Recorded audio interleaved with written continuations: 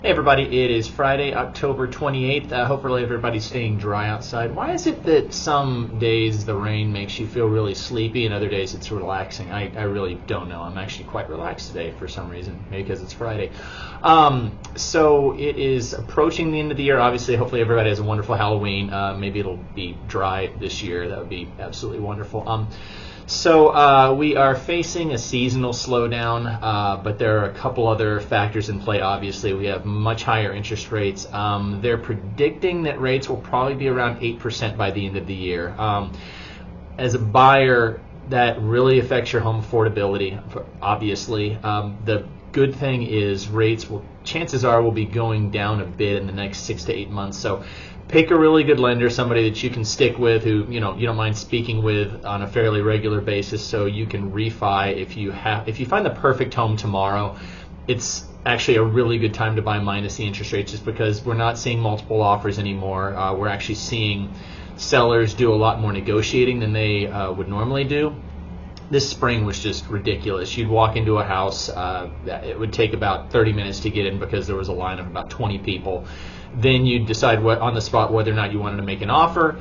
Then you'd go above list price, and maybe you'd stand a chance, but probably not.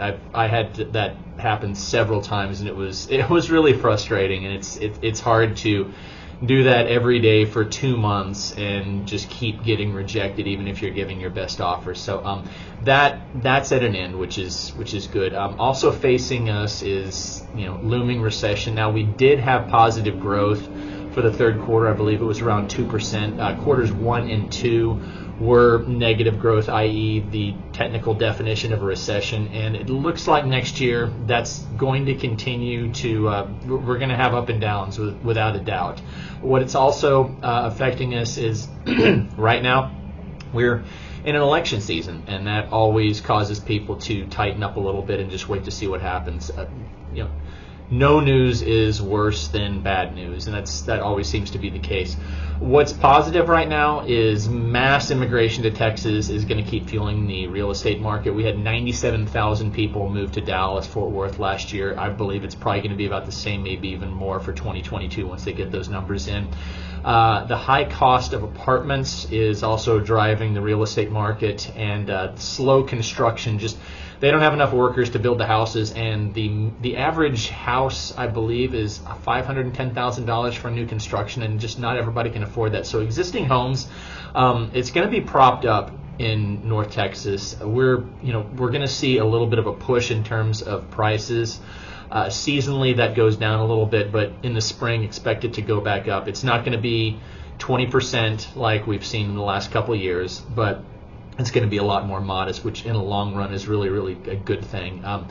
One thing that's a little frustrating is I believe Janet Yellen came out yesterday and suggested that we're going to be seeing inflation for another 2 years, which means interest rates are not going to drop down to super low levels. That's literally the only bullet that the Federal Reserve has to get inflation under control. So, it's going to be a little bit choppy waters for the next couple of years, but we're exiting the most prosperous economic period that I think we've ever had. We had over 10 years of economic growth, and this is just part of the cycle. So it just is what it is. Y'all, if you ever have any questions, sorry that was a little bit of a rant, but I'm always here to help. Y'all have a wonderful day and take care.